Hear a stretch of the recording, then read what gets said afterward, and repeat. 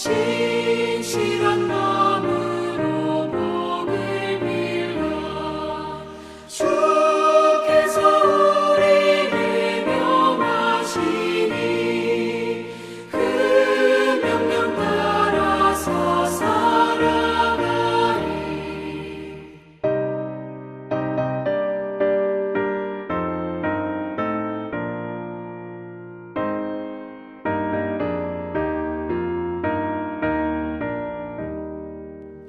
항상 주님을 멀리하고 형제를 사랑하지 못하였다.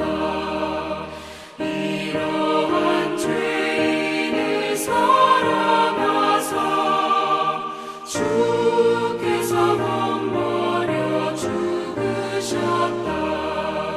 속죄 큰 사랑 받으니 내 생명 다 바쳐 충성하리. 아멘.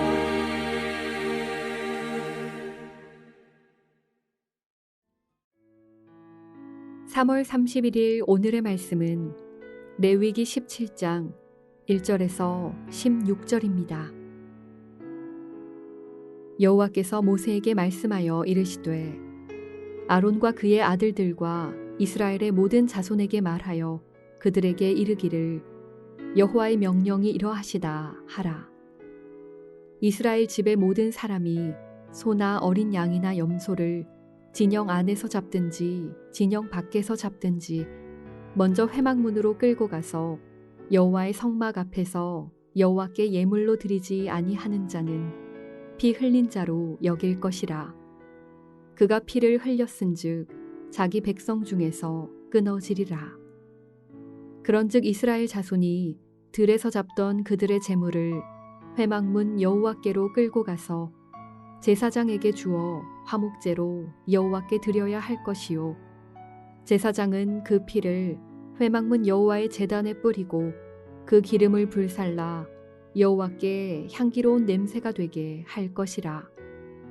그들은 전에 음란하게 섬기던 순념소에게 다시 제사하지 말 것이니라. 이는 그들이 대대로 지킬 영원한 규례니라. 너는 또 그들에게 이르라. 이스라엘 집 사람이나 혹은 그들 중에 거류하는 거류민이 번제나 제물을 드리되 회막문으로 가져다가 여호와께 드리지 아니하면 그는 백성 중에서 끊어지리라. 이스라엘 집 사람이나 그들 중에 거류하는 거류민 중에 무슨 피든지 먹는 자가 있으면 내가 그 피를 먹는 그 사람에게는 내 얼굴을 대하여 그를 백성 중에서 끊으리니 육체의 생명은 피에 있음이라. 내가 이 피를 너희에게 주어 제단에 뿌려 너희의 생명을 위하여 속죄하게 하였나니 생명이 피에 있으므로 피가 죄를 속하느니라. 그러므로 내가 이스라엘 자손에게 말하기를 너희 중에 아무도 피를 먹지 말며 너희 중에 거류하는 거류민이라도 피를 먹지 말라 하였나니 모든 이스라엘 자손이나 그들 중에 거류하는 거류민이 먹을 만한 짐승이나 새를 사냥하여 잡거든 그것의 피를 흘리고 흙으로 덮을지니라. 모든 생물은 그 피가 생명과 일체라. 그러므로 내가 이스라엘 자손에게 이르기를 너희는 어떤 육체의 피든지 먹지 말라 하였나니 모든 육체의 생명은 그것의 피인즉 그 피를 먹는 모든 자는 끊어지리라.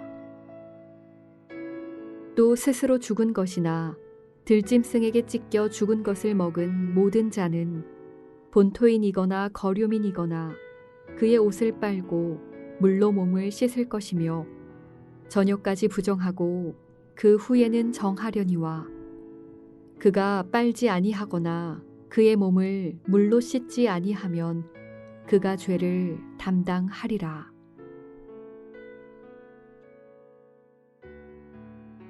한평생 하나님의 말씀을 붙들고 주님의 뜻이 무엇인지 분별하며 믿음으로 승리하는 여러분이 되시길 주님의 이름으로 축복합니다. 오늘 본문 레위기 17장은 제사와 피에 관한 규례입니다. 이 규례는 우리의 진정한 예배의 대상이 누구인지, 그리고 생명의 주인은 누구인지 분명히 말해주고 있습니다.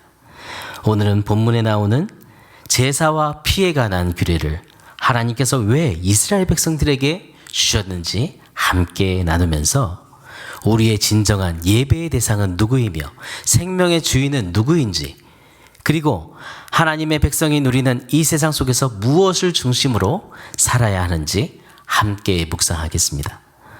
본문 1절부터 4절은 이스라엘 백성들이 생축을 잡을 때의 규례를 말씀하십니다.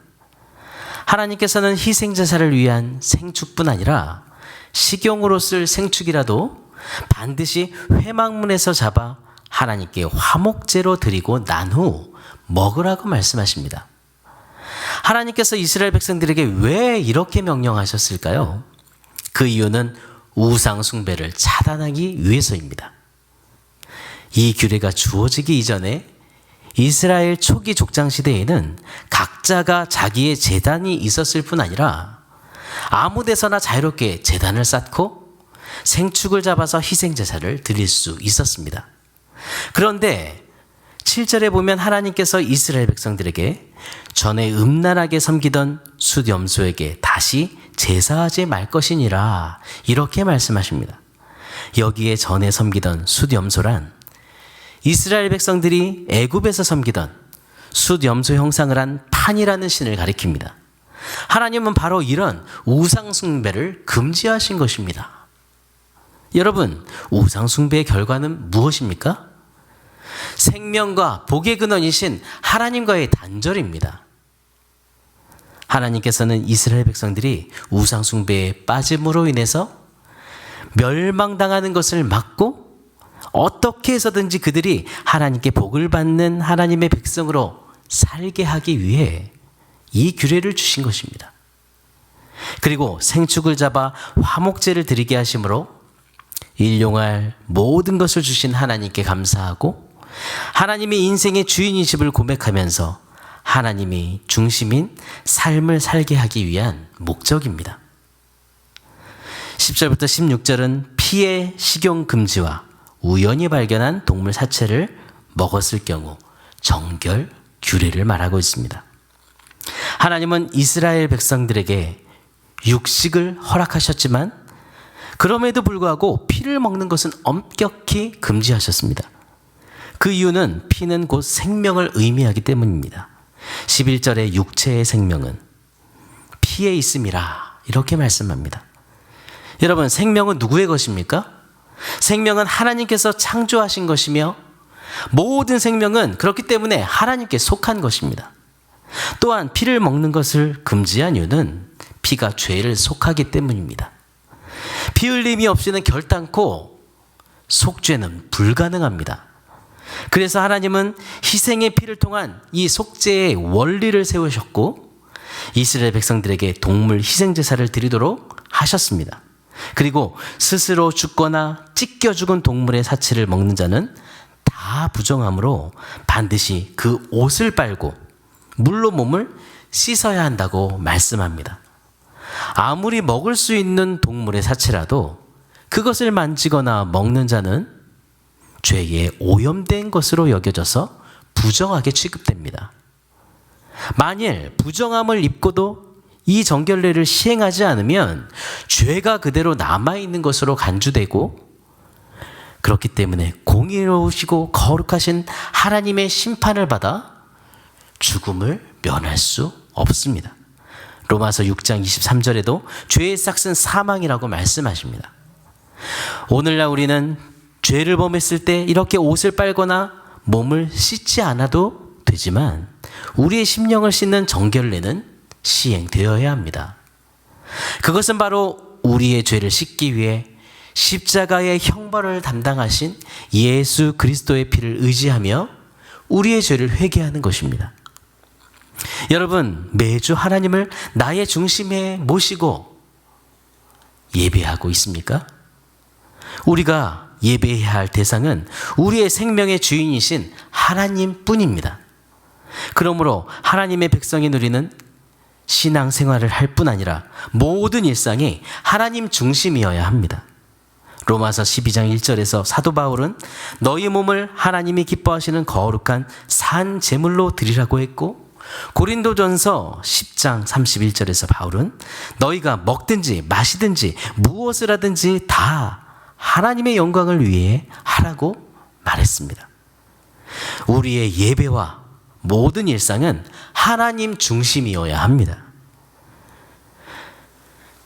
여러분, 교회 안에서는 모든 것을 하나님의 뜻에 따라 행하는 듯 그렇게 행동하지만 정작 일상의 삶을 살아갈 때에는 삶 속에서 하나님을 완전히 잊어버리고 자기 뜻대로 살고 있지는 않습니까?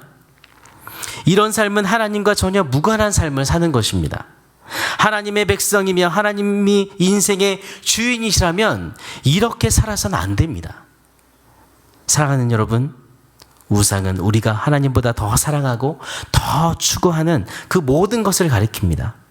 우리의 마음의 우상은 없습니까? 우리의 삶의 우상은 없습니까? 그 모든 우상을 다 버리고 주님 앞에 우리의 모든 죄를 회개하며 나아가십시오. 그리고 오직 하나님을 내 삶의 중심으로 삼고 자신을 하나님께 산 제사로 드리며 하나님께 영광을 돌리는 그런 삶을 살아가는 여러분이 되시기를 기도합니다. 오늘의 암구호는 예배의 주인이신, 생명의 주인이신 하나님 중심으로 살자입니다. 오늘도 예배의 주인, 생명의 주인이신 하나님 중심으로 살아가는 거룩한 예수님의 제자로 살게 하소서. 이런 마음으로 함께 기도하겠습니다. 모든 만물의 창조주이시며 생명의 주인이신 하나님 아버지, 예수 그리스도의 피로 우리를 죄 가운데서 구원해 주시고 우리의 예배를 통해 또한 영광을 받아주시니 감사합니다. 주님, 오늘 말씀을 통해 주님의 마음을 우리에게 들려주시니 감사합니다. 나 중심으로 살았던 삶을 회개합니다. 연약한 저희들을 불쌍히 여겨 주옵소서. 그리고 하나님이 아닌 다른 것을 의지했던 우리 마음의 우상, 우리의 삶의 우상을 버리게 하시고 오직 하나님을 우리의 삶의 중심으로 삼고 온 마음과 뜻을 다해 중심으로 예배하며 무엇을 하든지 하나님의 영광을 위해 살아갈 수 있도록 주님, 우리의 모든 삶의 은혜를 주옵소서. 하나님과 전혀 무관한 삶을 사는 형식적인 신앙인으로 살지 않도록 하나님께서 우리를 붙들어 주옵소서. 날마다 영적으로 민감하도록 성령으로 붙들어 주셔서 언제나 하나님 앞에서 우리의 죄를 즉시 회개하고 하나님의 뜻대로 살며 하나님과 동행하는 거룩한 하나님의 백성으로 살도록 우리를 붙들어 주옵소서. 전능하신 하나님, 온 세상을 주님의 권능으로 다스려 주시기를 간구합니다. 오미크론 바이러스가 통제되도록 아버지 통제해 주옵소서. 모든 예배와 모임이 회복될 수 있도록 은혜를 베풀어 주옵소서. 공동체에 이루어지는 모든 모임마다 코로나로부터 온 공동체를 지켜주시고 보호해 주시기를 간절히 기도합니다. 아버지, 코로나 확진으로 치료 중인 성도들 이겨내도록 힘을 주시고 가벼운 증상으로 지나가도록 인도해 주시며 후유증을 겪고 있는 지체들 아버지, 치료자 되신 주님께 간절히 의지합니다. 아버지, 이 모든 증상을 치료해 주옵소서. 특별히 담임 목사님의 연약한 육체를 강건하게 회복시켜 주시고 편안한 호흡과 힘있는 성도와 맑은 목소리로 말씀을 전할 수 있도록 성령으로 붙드시며 목사님께서 주님의 사명을 충성스럽게 감당할 수 있도록 인도해 주옵소서. 오늘도 기업하는 지체들에게 믿음으로 그 기업을 이끌도록 은혜를 주시며 그 사업장에 복의 복을 더하여 주시길 기도합니다. 어려운 때입니다. 믿음으로 인내하고 기다리며 아버지 기도하며 주님의 은혜를 또한 경험하는 그런 삶을 살도록 붙들어 주시길 원합니다. 그 어느 때보다 주님의 인도하심을 더 크게 경험하고 또한 찬송하게 해 주옵소서. 연약한 지체들에게 믿음을 주시고 간절한 기도 가운데 주님 만나 주시고 그들의 연약함을 치료해 주시길 원합니다. 기도합니다. 아버지, 주님만이 치료자 되십니다. 아버지, 우리의 간절한 기도에 응답하여 주옵소서. 주님, 우리의 중보 기도를 사용하시고 그리고 이 기도를 통해 하나님의 영광을 보게 하실 것을 믿습니다. 주께서 오늘도 우리의 모든 삶들을 다스려 주옵소서. 우리의 모든 삶을 주관하시며 동행하시는 살아계신 예수 그리스도 이름으로 기도합니다. 아멘. 하늘에 계신 우리 아버지여, 이름이 거룩히 여김을 받으시오며 나라가 임하시오며 뜻이 하늘에서 이루어진 것 같이 땅에서도 이루어지이다. 오늘 우리에게 일용할 양식을 주시옵고 우리가 우리에게 죄 지은 자를 사하여 준 것 같이 우리 죄를 사하여 주시옵고 우리를 시험에 들게 하지 마시옵고 다만 악에서 구하시옵소서. 나라와 권세와 영광이 아버지께 영원히 있사옵나이다. 아멘.